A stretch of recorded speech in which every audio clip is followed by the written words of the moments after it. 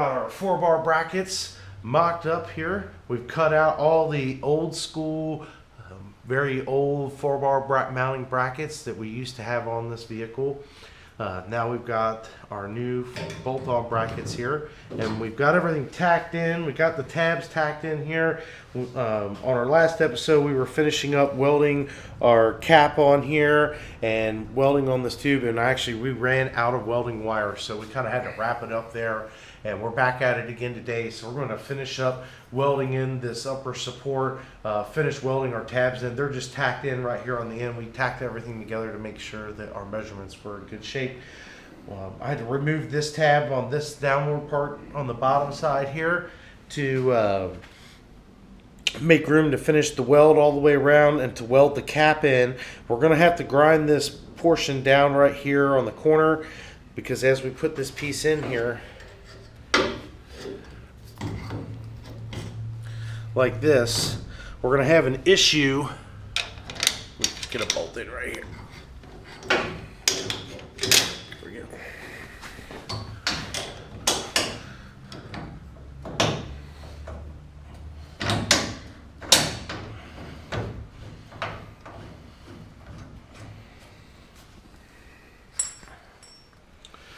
Right here. We're going to have an issue right here. We're going to have to take care of this. We're going to have to grind this piece down. We didn't want to cut the frame back anymore, and we can't move our post back anymore in order to keep our measurements correct. So we're going to have to grind down the corner just enough to make room, so that way this nut can fit in here, so we can put a bolt through the back side to clamp this through the other bracket that's going in there. Other things we're going to work on tonight is we're going to add some support for these brackets. On the bottom, we've got this little channel gusset here that we're going to be installing right here. We're going to have to grind these down just a little bit to make room for where I've got a little weld in there. Add that piece in there, and then on top, we're going to bring our door bar assembly in, which bolts in here. In order to make sure we're going to have room for this piece here. It should go in somewhere like this.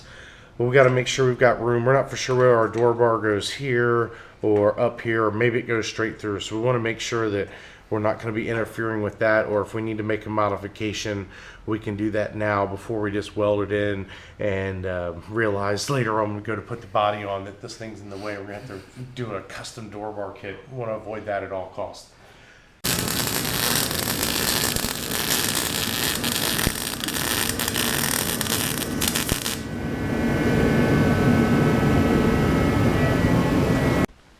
So we burned all the tabs in.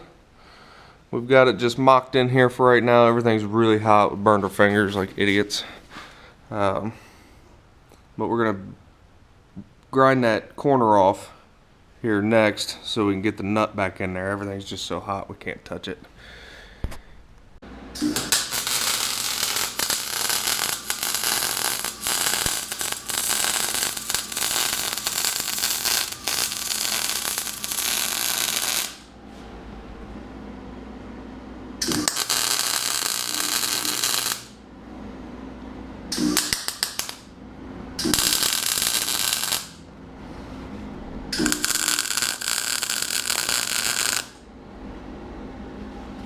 I think that's about all we're going to be able to do on that one.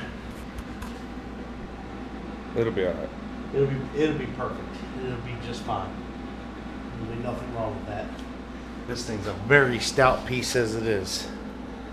So we're getting ready to wrap up the right rear side 4-bar brackets. We've got all 4 of our tabs welded in. We've got our upper and lower tab mounts. Just going to make this a complete bolt-on assembly. Wanted to give you guys a real good look at how this works. So you can get in these 4-bar brackets. Most late model manufacturers are making these with 3-4 sets of holes, and you further up and further down. We were trying to not get too far out of control. You can adjust yourself right off the side of the track if you're not careful. We are well aware of that. So we're trying to find somewhere in the middle where we can have some decent adjustability. Show you guys how this bolts on. But in the event that we change classes, or if we change motors and we want to go to something a little bit different setup for our rear end, from now on, we won't just be stuck with what we had. All we have to do is just unbolt this bracket assembly, purchase new exterior brackets, and then bolt it right back on. So pretty sweet setup here. This, in my opinion, is the cat's meow of this setup, and what I've been very, very excited about from the get-go. So we're gonna have you guys be with us here as I bolt this in for its final fit and measure. The rear tab, you can get just a little bit more down on this side. The rear tab is a very tight fit, but where the bolt goes into the frame, we had to cut the frame back substantially. It's still hot. Still hot. That's how freshly done this is. Still very, very hot there. Just got the last little bits to get lined up in there without burning my finger off. I might have to take this side loose. Just give me a little bit more wiggle room because it's so hot there. It's a very tight fit, very, very precise, so it goes in there just perfectly. And on the back side, we've got just enough room for our nut, which You're gonna burn yourself again. I'm gonna burn myself again. What's crazy is it doesn't even look like you got everything in the. That's it, baby cakes. It looks good. I'm very excited about the end product here. Everything's all bolted up. We've got it. We didn't have to do it this way. We chose to do it this way because we're going to run this car as a crate car. And crate cars need to be as free as possible. So sometimes we find we need to add a little bit more rear steer into our cars than what we may have run in the past. We wanted the ability to add rear steer without changing our bar lengths. So we set this up so that way we can move this bar backwards. Now you can do it either way. You can, when you weld this in, you can set it up to take rear steer out, which might be something you'd be looking at if you were going to run a super, and depending on how tight, you know, the turn is on your home track or where you're planning on running. We're setting this up for our success and for what we think is going to be best for our track, and we want the ability to add rear steer to our car with just taking out 2 bolts without having to take Heims loose and adjust bar lengths and then remember what bar lengths we adjusted from weekend to weekend. We're trying to keep things a little bit more simple for us, and we think this is going to be an excellent opportunity. So let's get one more round of checking out the overall end product here as we wrap up the right side without the strengthening supports, and we'll put those in next.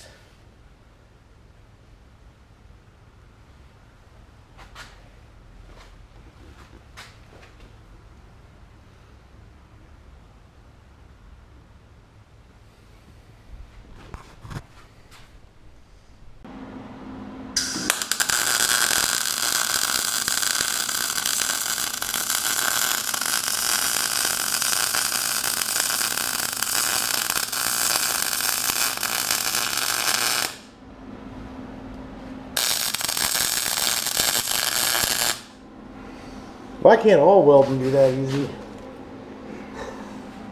It's easy to weld like that. Press that up. There you go.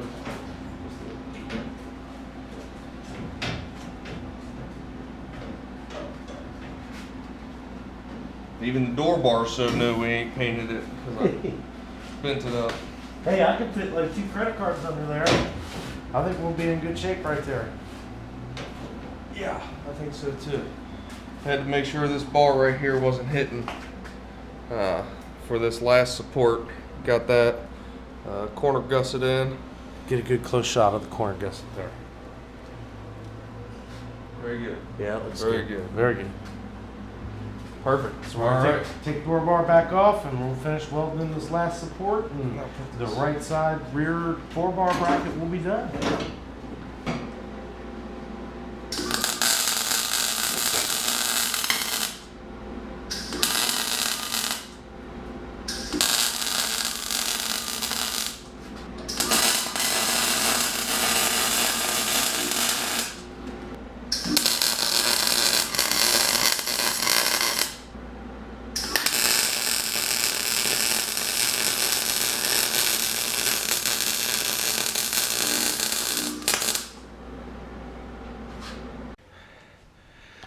All right, we're all smiles here in Late Model Garage. We've got the right side of the car completed, all the strengthening supports put in, all the tabs welded in. We're about ready for paint, if I must say so. I'm pretty excited and pretty impressed with everything. Give you guys some close-ups here. We still got to move the bar. Yes, we still have got to move the bar. When he's talking about the bar, he's talking about this bar right here. We're still going to have to move this bar forward. And we're going to weld it in somewhere right back in here. Being careful about where I'm touching.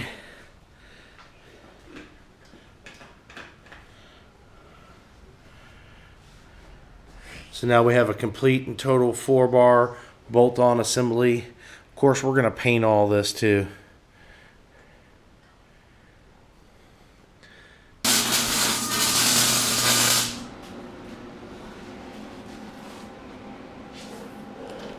Oh, now he's got the marker in his sleeve. Look at you.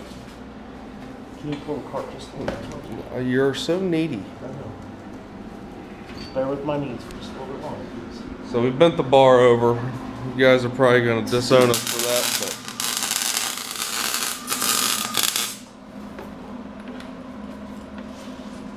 but we believe it's good.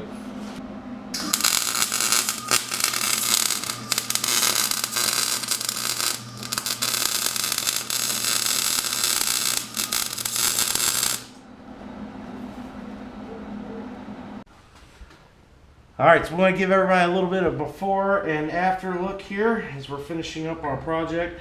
This was our old school mounting bracket. It was actually somewhere back in here. We only had 3 adjustable holes on the bottom, 4 adjustable holes on the top. We've got quite a update and upgrade here on adjustability. And we're going to be able to make smaller adjustments to help us make the car easier to drive into the turn. Thanks for checking us out today. We appreciate you watching all of our videos. Make sure you like, subscribe, and hit the bell so that way you'll know every time we post a new video.